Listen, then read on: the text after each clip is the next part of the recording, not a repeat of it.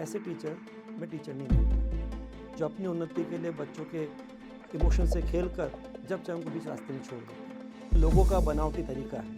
ये पिक्चर आई थी 12th fail, आपने देखी होगी। यानी बच्ची काफ़ी अच्छी है। एम्स का एग्ज़ाम वो 1 जून को हुआ, उसने आराम से पेपर को फोड़ डाला। हमने एनालिसिस करके उसके जब नंबर निकाले तो लगभग उसके 87% बन रहे थे, जो एम्स के लिए एक बड़ा रिकॉर्ड हो सकता था। हमें लगा पक्का टॉप कर जाएगी। रिजल्ट इंग्लिश मीडियम के अकॉर्डिंग दिया जाता है, तो लिखने था गुजराती में लिख दो, पक्षपात होता था। आवाज़ उठा भी सकते थे, लेकिन मतलब माय डियर स्टूडेंट्स, नीट के अंदर जो बच्चे तैयारी कर रहे हैं उसमें बहुत तरह की भ्रांतियां चल रही है, मिथ चल रही है, लेकिन वास्तव में कोई भ्रांति सच्चाई नहीं होती। मैंने खुद अपने इस टीचिंग लाइफ के अंदर एक एक भ्रांति को तोड़ते हुए कई ऐसे बच्चों को देखा है जिन्होंने कईयों ने पहले बाधाएं महसूस करी, लेकिन बाद में उसको भ्रांति को तोड़ा। एक एग्जाम्पल एक एक मिलेंगे आपको ऐसे, जो आपको लगेगा यार फालतू में अफवाहें उड़ जाती है, भ्रांतियाँ होती हैं, कोई अस्तित्व नहीं होता इनका। तो आज के सेशन में जितनी भी भ्रांतियाँ हैं एक एक करके सबको लेंगे, एग्जाम्पल के द्वारा एक एक को तोड़ेंगे, ताकि आपका विश्वास हमेशा आत्मविश्वास बना रहे। कई बार आपके दिमाग में आता है कि टॉपर कुछ अलग ही पढ़ते हैं। टॉपर कोई काम अलग नहीं करते, काम करने का ढंग उनका अलग होता है, कोई तरीका अलग होता है, कोई अलग हाड़ मास से नहीं बने होते हैं। बाहर से सबका एक जैसा शरीर होता है, अंदर से कुछ अलग तरह की पहले से एडवांस तैयारी होती है, एडवांस चलते हैं। कोई अंदर से कुछ कमिटमेंट के साथ पहले से अपने को तैयार कर लेते हैं, क्योंकि अपने को मालूम है हर चीज़ का एक सही वक्त होता है और वो वक्त सही वक्त पर आता है। और अगर हमने वक्त की कदर करी और वक्त रहते उसके इम्पोर्टेंस को समझ गए, तो ऐसे बच्चे हैं तो सिंपल साधारण, देखो लगते हैं यार कि ये गॉड गिफ्टेड हैं, ये तो टॉपर बन गए। ऐसे भी एग्जाम्पल होते हैं जहाँ पर मालूम पड़ा किसी बच्चे ने सिंपल एग्ज़ाम, एक आपका होता है एनटीएससी, स्टेज 1 भी क्वालिफाइड नहीं किया, लेकिन आराम से टॉप लेवल का एग्ज़ाम, आप तो नीट की बात कर रहे हो, उसने आईआईटी को फोड़ डाला, टॉपर बन गया। एक बार नहीं, 2 बार ऐसे एग्जाम्पल हैं। खुद अपने टीचिंग लाइफ में 2 एग्जाम्पल आपको दे रहा हूँ। 2016 का टॉपर अमन बंसल, स्टेज 1 क्वालिफाइड नहीं था एनटीएससी का। 2019 का कार्तिक गुप्ता, उसका भी पहला स्टेज क्वालिफाइड नहीं था। तो टॉपर वास्तव में क्या है, उनको मालूम है कि यार बेसिक 11-12 का सिलेबस है, तो उनकी तो 5th के बाद प्राइमरी सेक्शन पूरा हुआ और सेकेंडरी सेक्शन चालू हुआ। 6, 7, 8, 9, 10, ये 5 साल की 5 वर्षीय योजना अपने आप चालू हो जाती। जो जो सब्जेक्ट आते जाते उनको मालूम है कि आगे 10 के बाद हमें जिस कैरियर कम्पिटिटिव एग्जाम के हिसाब से तैयारी करनी है, हमारा बिल्कुल पढ़ाई का ओरिएंटेशन उस कम्पिटिटिव एग्जाम को फोकस करके करना है, तो उसके हिसाब से पढ़ना चालू कर देते हैं।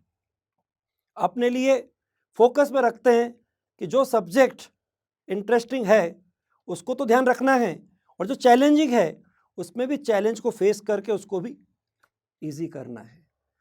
तो दिमाग से इस बात को निकाल दो कि टॉपर कोई अलग नहीं होते हैं, उनको भी एक जैसा स्टडी मटेरियल मिलता है, एक जैसा टाइम मिलता है, एक जैसी लगभग सुविधा साधन मिलते हैं, बस अंदर की अलग सनक, अलग ललक, अलग जिद, अलग जोश, अलग जुनून होता है। और जहाँ जुनून का मतलब, ये जुनून है जो आपको लक्ष्य तक पहुँचाता है। बस जुनून कैसा होना चाहिए, आपकी आंखों में हो जुनून, आपकी बातों में हो जुनून, आपके इरादों में हो जुनून, आपके वादों में हो जुनून। और जब ऐसा लेके चलोगे जुनून, तो मन चाहे मिलेगी मंजिल और फिर मिलेगा दिल को सुकून। पहली बात तो ये competitive exam NEET basic syllabus 11-12 का होता है। हो सकता है हमने 11-12 के हिसाब से जो सब्जेक्टिव पैटर्न के एग्जाम उसकी तैयारी करी, और हमारे घर वालों ने बोला कि पहले आप 12 का बोर्ड एग्जाम ढंग से कर लो, अरे आपका स्टेट बोर्ड हो कि सीबीएसई बोर्ड हो कि आपका आईसीएसई बोर्ड हो, और उस समय हम उसके हिसाब से बिल्कुल चलते हैं। और अगर हमने फोकस में केवल बोर्ड एग्जाम लिया है तो आगे मत बोलो मैं ड्रॉप ले रहा हूँ, ठीक है, आपके पास अधिकार होता है कि आप नीट को 12 के साथ रनिंग दे सकते हैं, लेकिन आपने जो उसके ओरिएंटेड होकर पढ़ाई नहीं करी, तो मन में अपना वो मिरर क्लियर होना चाहिए कि यार मैंने इसको ढंग से कम्पिटिटिव एग्जाम के हिसाब से एमसीक्यू की प्रैक्टिस नहीं करी, वो जो एग्ज़ाम का टाइम मैनेजमेंट इंपॉर्टेंट है वो नहीं सीखा, वो जो एग्ज़ाम का टेम्परामेंट है वो डेवलप नहीं हुआ, वो जो उसमें एक नेगेटिव मार्किंग होती है उसमें जो सबसे इंपॉर्टेंट सिली मिस्टेक नहीं होनी चाहिए, लालच नहीं आना चाहिए, वो कंट्रोल नहीं आया।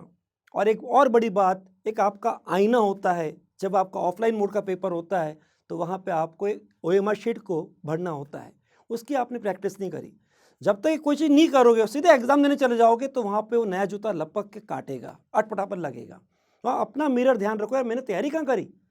बोले अब मेरे को 1 साल डिवोट करना है, ड्रॉप मत बोला करो। कोई ड्रॉपर बोले तो उसे बोला चेंज करो अपना शब्द, संबोधन ये नहीं, डिवोटर बोलो। लाइफ का 1 साल और लगा रहा हूँ मैं और इसको लाइफ का बनाऊंगा गोल्डन ईयर, एक ऐसा अविस्मरणीय साल बनाऊंगा जो जिंदगी भर याद दिलाएगा कि इसने मुझे अपनी मंजिल तक जो सोचा था उस चाहत को हकीकत में दिलाया था और मुझे मिलाया था। इसलिए वहाँ पे अपने को डिवोटर डेडिकेशन लेके चलो। और जब हम डिवोशन डेडिकेशन से कोई भी कार्य को लेके चलते हैं तो कार्य साधना बन जाता है, तपस्या बन जाता है। और फिर वहाँ पे जहाँ साधना है, तपस्या है, वहाँ हमारी निश्चित रूप से सफलता सुनिश्चित होती है। केवल अपना आईना ध्यान रखोगे तो जो सब्जेक्ट आपने अपने कैरियर ओरिएंटेड सोचे हैं वो तो आपके इंटरेस्टिंग है, उसमें कैसे फेल कर सकता है? कोई एग्जाम फेल नहीं कर सकता। और वैसे भी आप मान के चलना, ये जो आपके कंपल्सरी सब्जेक्ट हैं उनको आपने आराम से पास कर लिया। जैसे कि 10th में आपका होता है SST, लैंग्वेज सब्जेक्ट इंग्लिश, और मान लो कभी संस्कृत, या और पीछे जाओ तो 8th 9th में तो आपके सब्जेक्ट और भी होते थे जहाँ पर आपके लिए कह दो आर्ट्स है, ड्राइंग है, मोरल साइंस है। और जब बात करते हैं SST तो आपको कहीं को एकदम ध्यान आ रहा होगा, वहाँ तो उसमें सेक्शन होते हैं, ज्योग्राफी, हिस्ट्री, सिविक्स। जब ऐसे कंपलसरी, ऐसा लगता है मजबूरी के सब्जेक्ट हैं, उनको भी मस्ती से आपने बिना किसी डार्कनेस के पास कर लिया, तो अपने इंटरेस्टिंग सब्जेक्ट, वो आपके फिजिक्स, केमिस्ट्री, बायो हो या कोई भी आपके एग्जाम हो, वो तो खुद ना आपका अपना चयन है, खुद के वो फील्ड, पैशनेट फील्ड के सब्जेक्ट हैं, इंटरेस्टिंग सब्जेक्ट हैं, उसमें कोई एग्जाम आपको फेल नहीं कर सकता। अंदर से आपका इतना दबंग कॉन्फिडेंस होना चाहिए।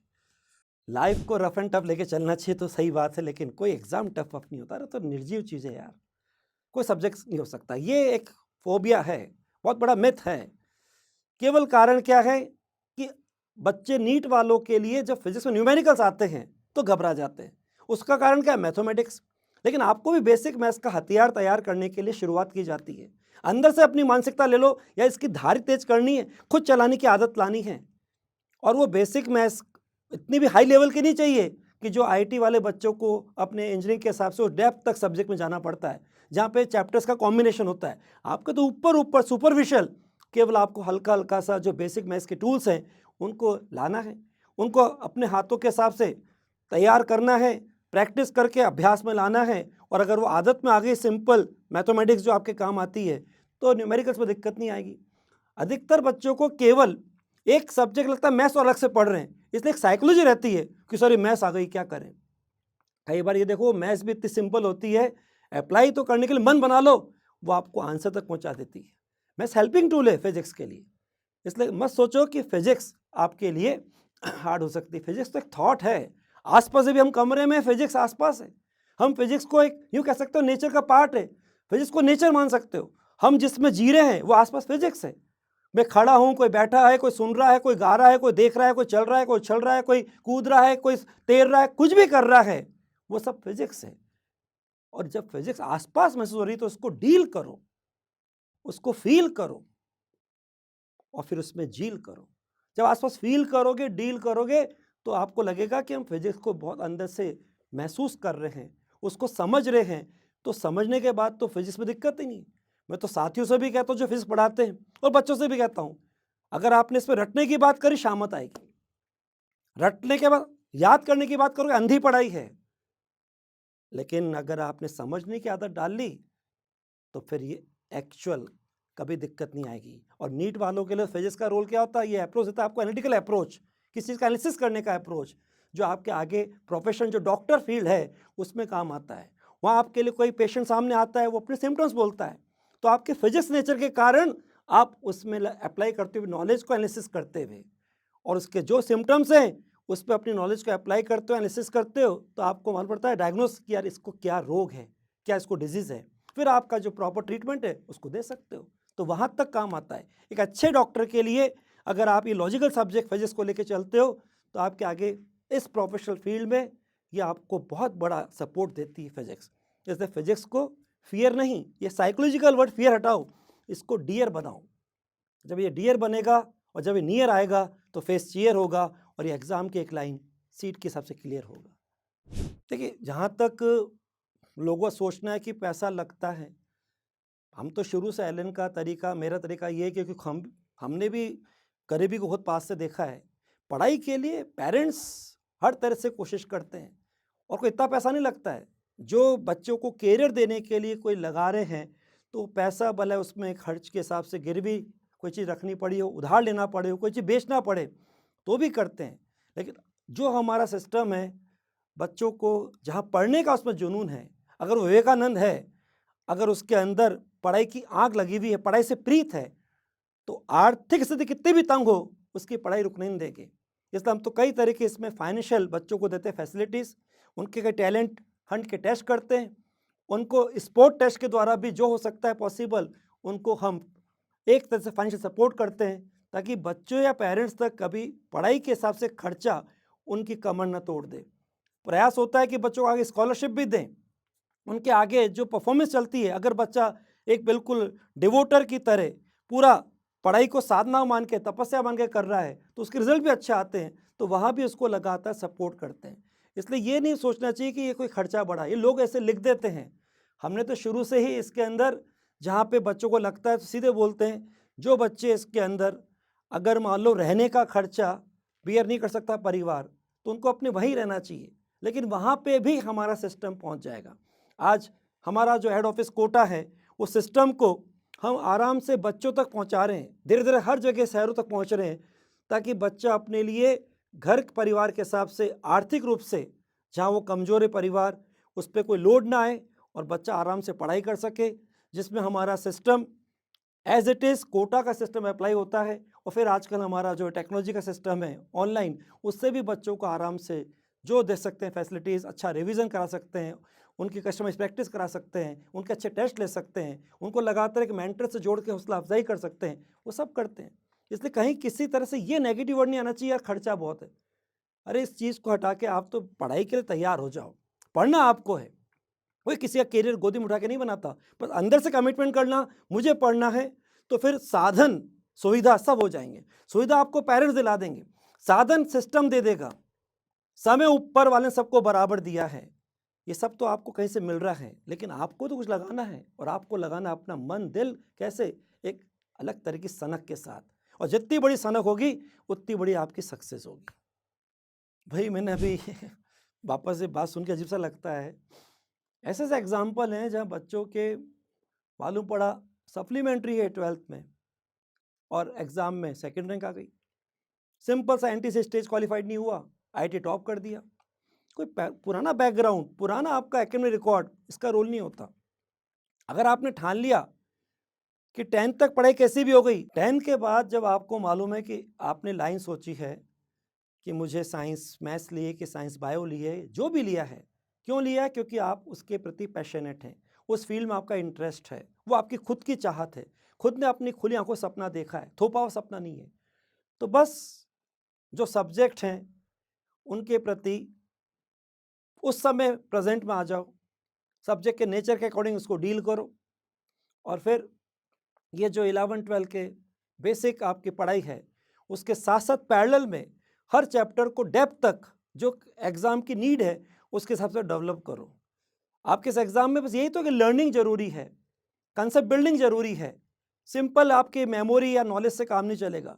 पुराने साल के पेपर बोर्ड के कर लो, बोर्ड में एग्ज़ाम फोड़ दोगे, लेकिन यहाँ पे पुराने साल के पेपर देख आइडिया लगता है क्वेश्चन कैसे आते हैं, लेकिन हर बार नए क्वेश्चन फ्रेम होकर भी आते हैं, तो वहाँ पर आप आंसर याद करके चले जाओ, काम नहीं चलेगा।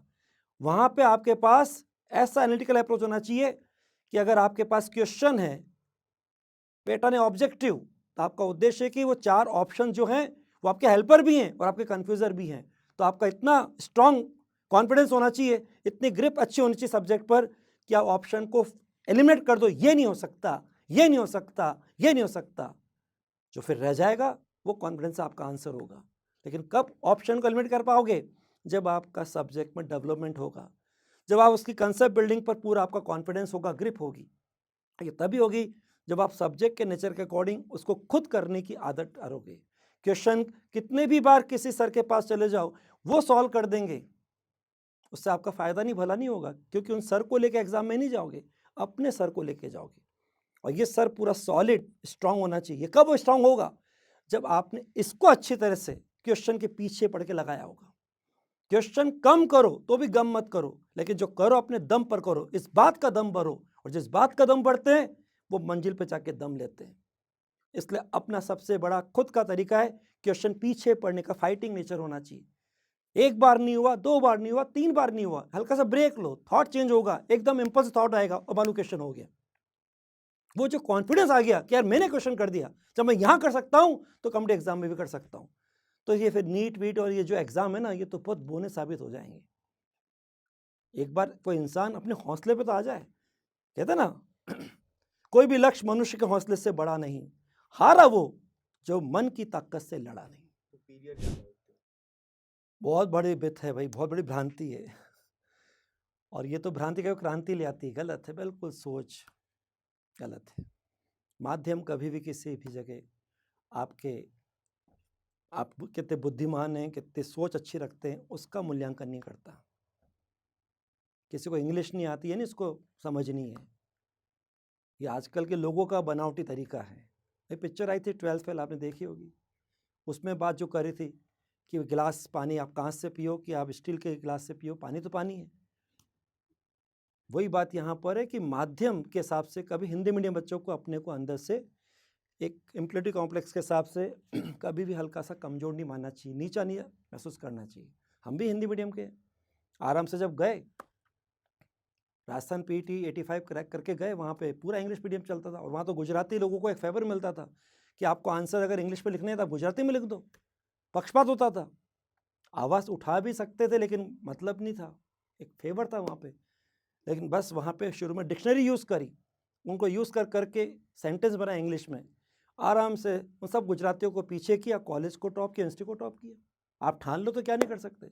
इसलिए कभी मत सोचो, बल्कि मैं तो कह रहा हूँ जो आपकी मदर टंग है, मातृभाषा है, उसमें पढ़ाई करनी चाहिए। शुरुआत की पढ़ाई उससे करो। आगे लिटरेचर इंग्लिश में अलग बात है, लेकिन तब तक आपका इतना बौद्धिक विकास हो जाएगा, आप किसी भी लैंग्वेज में अपने को डेवलप कर सकते हैं। इसलिए ये भ्रांति मत आने दो। जहाँ पर भी कोई exam English medium Hindi medium की बात करे, आपका कितना भी कोई कितना भी कह दे, इन एग्ज़ाम में कभी अपना मीडियम चेंज मत करना। आपका पेपर बाइलिंगुअल आता है, इंग्लिश मीडियम का केवल इंग्लिश में आता है।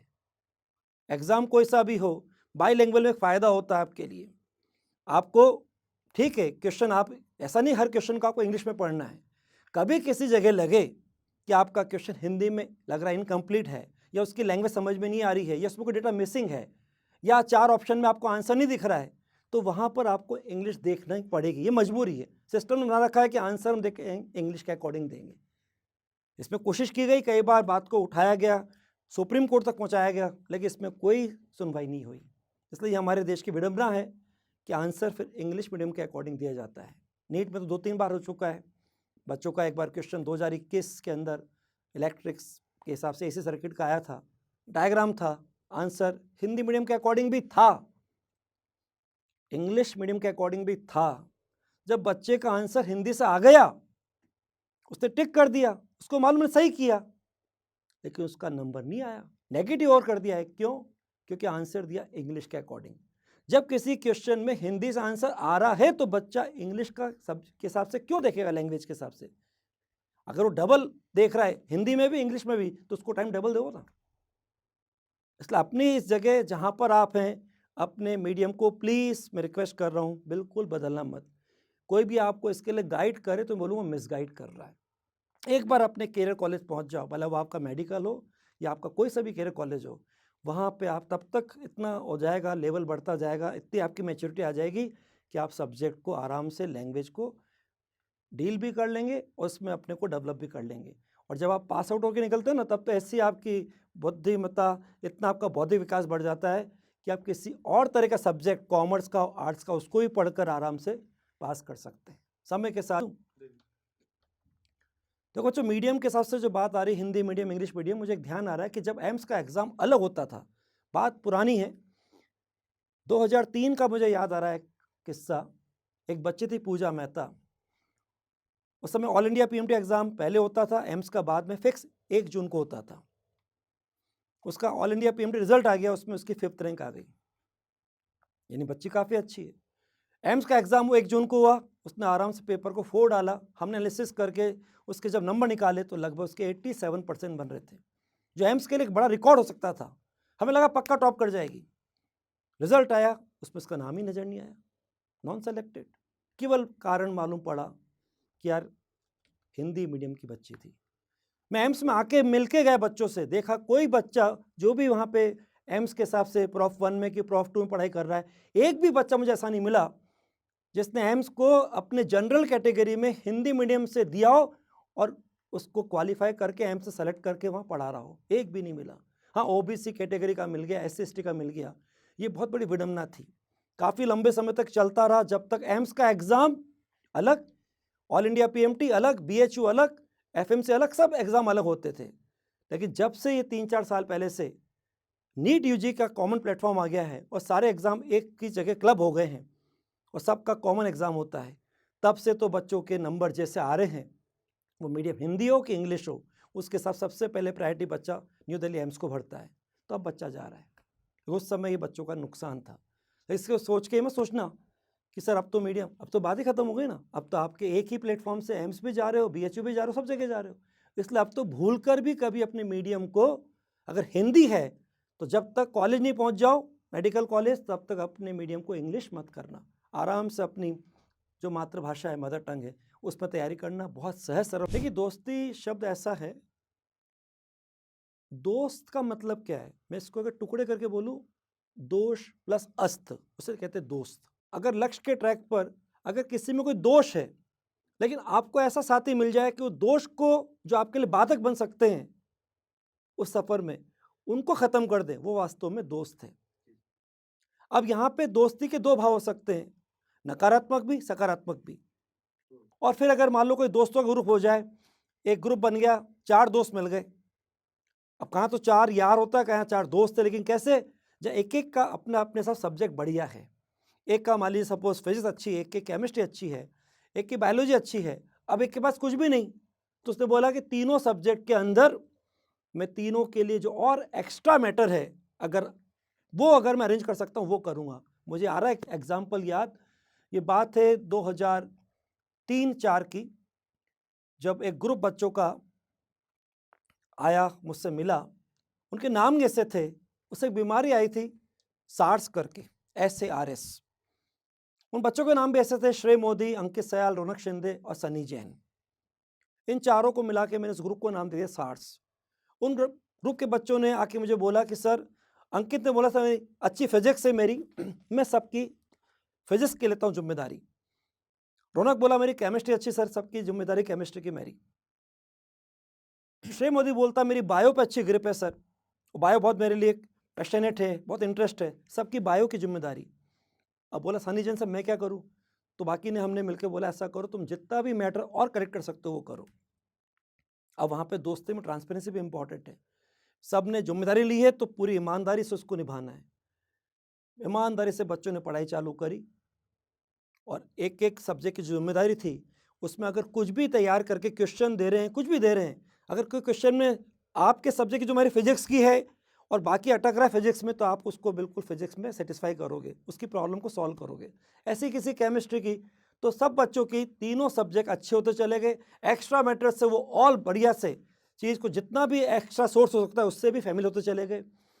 एग्ज़ाम देने गए तो मालूम पड़ा एग्ज़ाम में भी सिलेक्शन ऐसा हुआ सबका कि ऐसी रैंक आई कि चारों बच्चों को एक साथ सेट जीएस मेडिकल कॉलेज मिला। अब यहाँ पे दोस्ती की बात हल्की सी, क्योंकि एग्ज़ाम एम्स का अलग होता था। जब एम्स का एग्ज़ाम हुआ तो उसमें केवल एक बच्चे श्री मोदी का हुआ, बाकी किसी का नहीं हुआ। तो थोड़ा सा मन में आया कि यार ये तो दोस्त छोड़ के जा रहा है, लेकिन एम्स थोड़ा सा हाई लेवल का एक इंस्टीट्यूट मानते थे, टॉप लेवल का इंस्टीट्यूट है, तो उसमें बच्चा गया। तो इसमें जिसका एम्स में सिलेक्शन हुआ श्री मोदी, वो एम्स चला गया और बाकी लोग चले गए set GS medical college Mumbai. तो बड़ा अच्छा एग्जाम्पल SARS। तो ये सब एग्जाम्पल बन रहे हैं कि वो दोस्त का ग्रुप कितना इंपॉर्टेंट था। लेकिन आज हमारे लिए दोस्ती में ये सबसे इंपॉर्टेंट है कि कोई जन दोस्त में सेल्फिश ना हो जाए, खुद तो पढ़ के आ जाए और दूसरा पढ़ रहा हो तो उसको बोले चल अपन घूमने चलते हैं, चल पिक्चर चलते हैं। तो वहाँ आपको अलर्ट होना चाहिए कि अगला पढ़ के आ गया और आप पढ़ाई कर रहे हो, तो आपको वहाँ से ट्रैक से डिस्टर्ब भी कर रहा है, क्योंकि आप अपने आप में उसके कंपिटिटर हो। तो इनडायरेक्टली वो दिखने में दोस्त थे लेकिन बनावटी दोस्त थे। तो अच्छे दोस्त की पहचान भी होनी चाहिए। वो कहते हैं ना, सही दोस्त कौन है? Friend in need is friend in deed. बस दोस्त को कैसा सपोर्ट चाहिए वैसा वो उसके साथ रवैया रखे, वैसा व्यवहार करे, वैसा उसको डायरेक्शन दे, वैसा उसको सपोर्ट करे। बच्चों एक बात और बोलना चाहूँगा कि जो टीचर, वास्तव में टीचर वही है जो आपको बीच भंवर में ना छोड़े। वो एक नाव के नाविक की तरह है। आपको अगर एक बार बिठा लिया तो आपको दूसरे पार पहुँचाए ज़रूर, मंजिल तक पहुँचाए ज़रूर। ये नहीं बीच रास्ते में बोले मैं तो चला और आपको तैरना ही नहीं आता, तो आप तो डूब जाओगे ना। तो ऐसे टीचर मैं टीचर नहीं मानता, जो अपनी उन्नति के लिए बच्चों के इमोशन से खेल कर जब चाहे उनको बीच रास्ते में छोड़ देते हैं। तो बच्चों लास्ट में बोलूँगा, इन भ्रांतियों का कोई अस्तित्व नहीं है। ये फालतू की मिथ्या चीज़ें हैं, सब मिथ हैं, ये सब भंवर की तरह हैं। अगर आप इसके अंदर गए तो भंवर जाल में फंस जाओगे, समय कैसे निकलेगा मालूम नहीं पड़ेगा। इसलिए बस आज में जीना सीखो और जो रोज़ का काम है उसको रोज़ की डोज रोज मेंटेन करो और अपने ट्रैक पर ईमानदारी से विश्वास के कदम बढ़ाते जाओ और अपने हौसले को हमेशा रखो टॉप लेवल पर। और जब तक फाइनल डे नहीं आ जाए एग्ज़ाम का तब तक लिखो चलो पिक्चर अभी बाकी है, पिक्चर अभी बाकी है। और इस थॉट के साथ चलोगे तो आपके पिक्चर की हैप्पी एंडिंग पक्की होगी। बस यही सबसे बड़ी चीज़ है। केवल रियलिटी यह है कि आप जो चाहें कर सकते हैं। मुझसे नहीं होगा ये नहीं, मुझसे भी होगा, ये दम